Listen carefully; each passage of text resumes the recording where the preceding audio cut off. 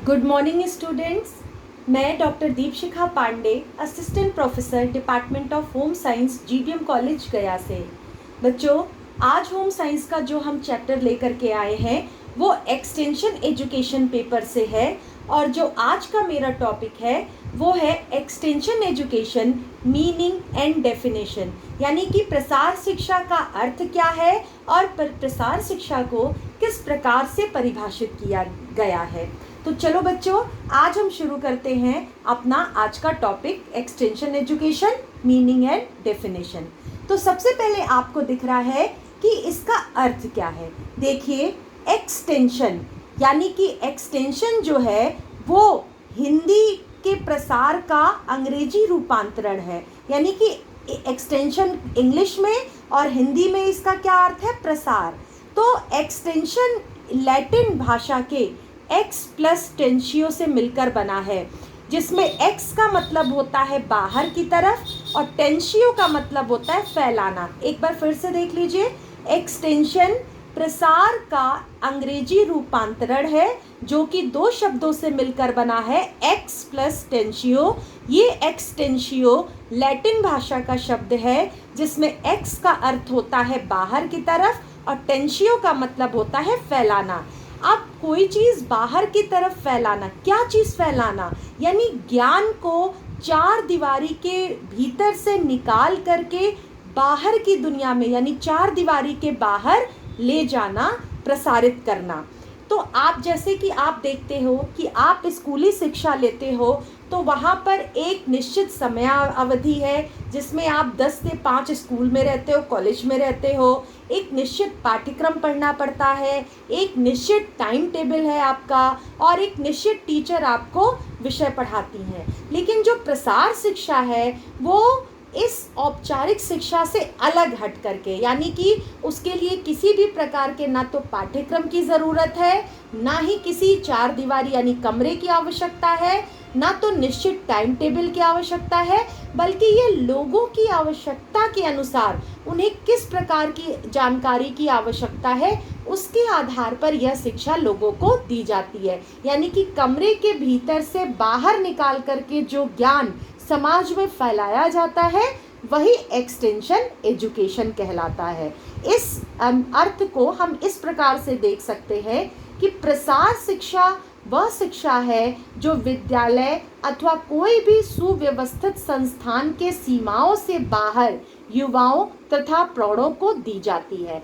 अब इसमें यह भी आवश्यकता नहीं है कि फला उम्र के बच्चे ही इसमें पाठ्यक्रम में भाग ले सकते हैं या निश्चित इसमें समय अवधि है। ये क्या है, किसी भी संस्थान से या विद्यालय से निकल करके, यानी कोई सुव्यवस्थित संस्थान, कॉलेज, विद्यालय, इंस्टीट्यूट कुछ भी हो, उससे निकल करके, उसकी सीमा से बाहर निकल करके युवाओं और प्रौढ़, जो भी हमारे प्रौढ़ लोग हैं, उनकी आवश्यकता के अनुसार ये शिक्षा दी जाती है। जैसे मान लो एक गांव की गृहिणी को बताना है कि कुकर में खाना बनने से पौष्टिक तत्व कम नष्ट होते हैं, तो चूंकि उस कुकर में बने खाने की उपयोगिता बताने के लिए हमको उन गृहिणियों के पास जाना होगा और यह बताना होगा कि कुकर में बने भोजन में पौष्टिक तत्व नष्ट नहीं होते हैं, क्या उपयोगिता है, गैस की बचत होती है, समय की बचत होती है। तो इस प्रकार की शिक्षा के लिए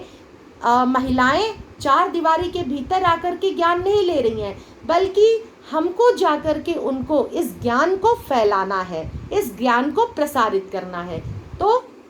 इस तरह आपने देखा कि एक्सटेंशन जो है वो चार दीवारी के बाहर निकलकर प्रसारित की जाने वाली शिक्षा है, जिसके लिए किसी निश्चित पाठ्यक्रम, निश्चित कमरे, निश्चित अध्यापक या निश्चित टाइम टेबल की हमें ज़रूरत नहीं पड़ती है। अब बच्चों, आपके दिमाग में आ रहा होगा कि तब इस प्रसार शिक्षा की आवश्यकता हमें पड़ी क्यों। तो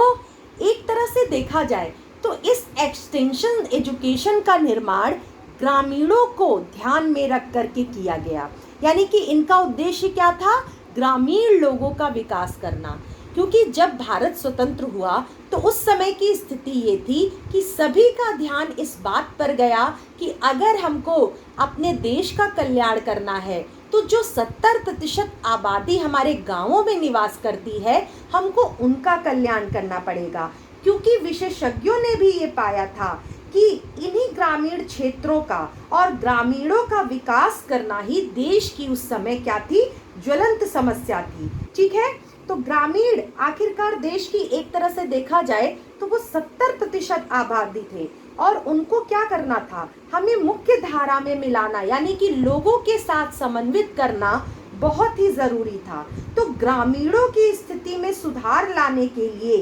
कई सारे कार्यक्रम शुरू किए गए, जिसमें एक विशेष कार्यक्रम था सामुदायिक विकास कार्यक्रम। ठीक है, तो प्रसार शिक्षा सामुदायिक विकास कार्यक्रम में से ही निकलने वाला एक कार्यक्रम बना। ठीक है, और ये शिक्षा प्रणाली ऐसी थी जो कि ग्रामीणों को ध्यान में रख करके तैयार की गई थी। ठीक है, क्योंकि विशेषज्ञों ने भी ये पाया था कि ग्रामीण क्षेत्रों का विकास करना ही देश की ज्वलंत समस्या थी, और उन्होंने पाया कि अगर ग्रामीण क्षेत्रों का विकास करना है तो क्या करना होगा कि जो ग्रामीण पारंपरिक तरीके से जो प्रणाली उपयोग में ला रहे थे काम करने में, उनमें सुधार लाना होगा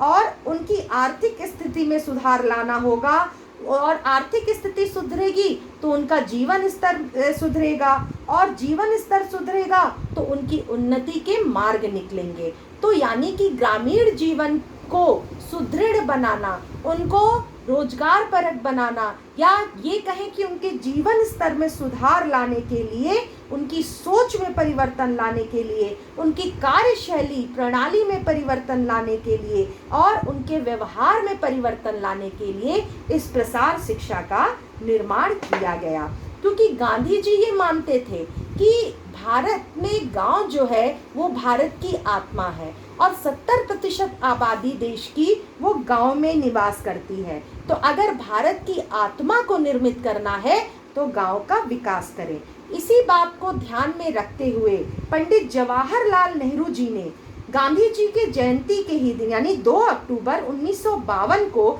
सामुदायिक विकास परियोजना का प्रारंभ किया। ठीक है, और इस प्रकार देश के जो व्यक्ति थे, नेहरू जी थे, उन्होंने ये नारा रखा कि दूसरे सब अब क्या करें, यानी अब हमको इन व्यक्तियों के लिए क्या करना है, और इसी बात को ध्येय वाक्य बना करके सामुदायिक विकास कार्यक्रम में ही इस प्रसार शिक्षा कार्यक्रम का जो है की नींव रखी गई। ठीक है ना, तो इस प्रकार इस प्रसार शिक्षा कार्यक्रम में प्रशिक्षित कार्यकर्ता केंद्र की सहायता से सूचनाओं के लाभ लोगों तक पहुंचा सके।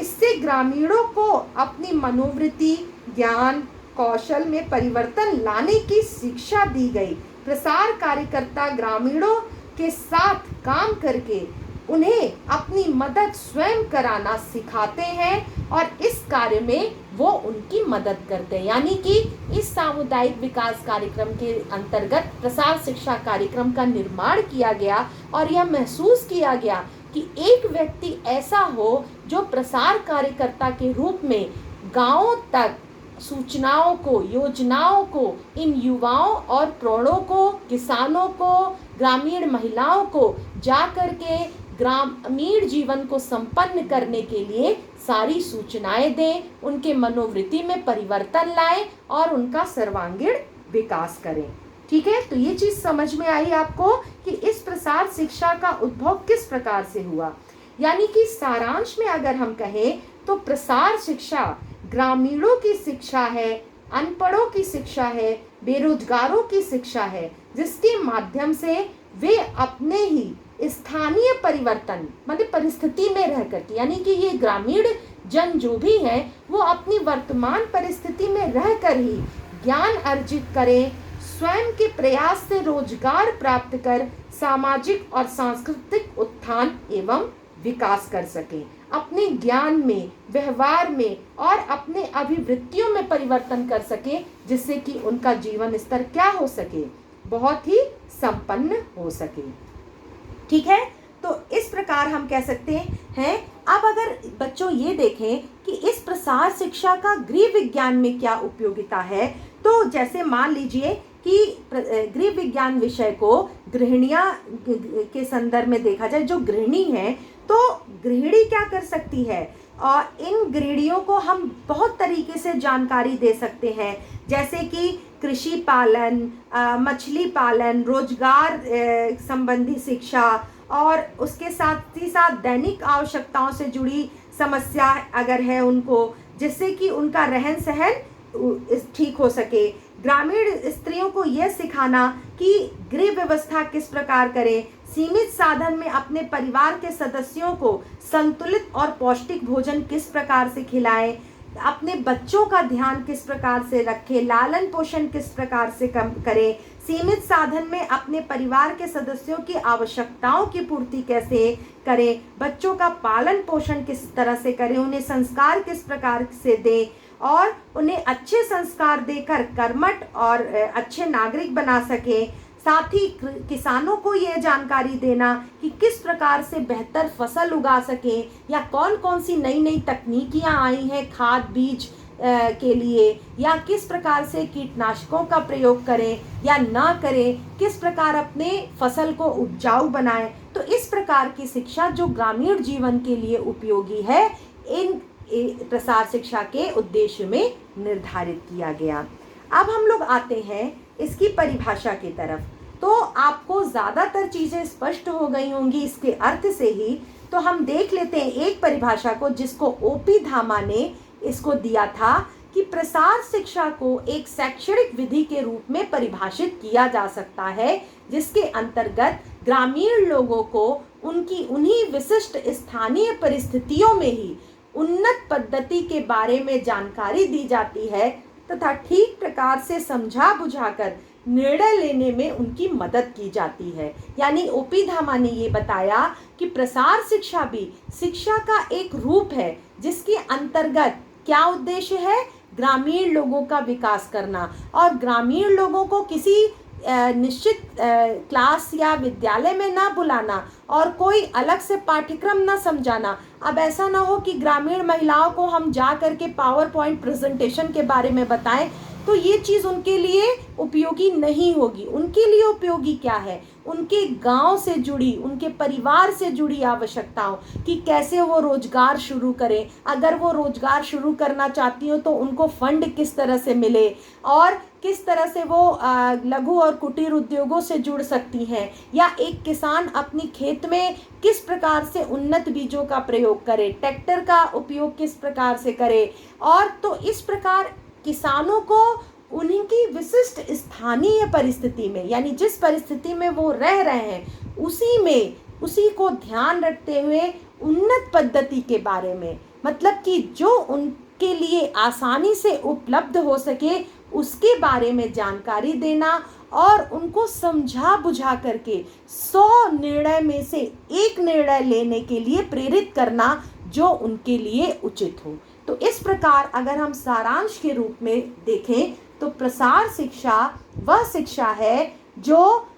लैटिन भाषा के एक्सटेंशियो से मिलकर बना है, जिसका अर्थ है बाहर फैलाना, यानी कि ज्ञान को चार दीवारी के बाहर प्रसारित करना। यह सुव्यवस्थित संस्थान की सीमाओं से बाहर निकलकर युवाओं और प्रौढ़ों को दी जाती, यानी इसमें कोई उम्र की बाउंडेशन नहीं है, किसी स्कूल की बाउंडेशन नहीं है, कोई क्लासरूम शेड्यूल की बाउंडेशन नहीं है, यानी कि ये कभी भी किसी भी परिस्थिति में दी जाने वाली, निरंतर दी जाने वाली और लचीली शिक्षा है। और इसको परिभाषित करने के लिए देखा जाए तो प्रसार शिक्षा शैक्षणिक विधि के रूप में ही परिभाषित की जा सकती है, जिसके अंतर्गत हमें ग्रामीण लोगों का उत्थान करना है, उनको उन्हीं की परिस्थिति में रहकर उन्नत पद्धति के बारे में जानकारी देना है और इतना सबल बनाना है कि वह स्वयं निर्णय ले सके और उस निर्णय पर विश्वास कर सके। तो आशा है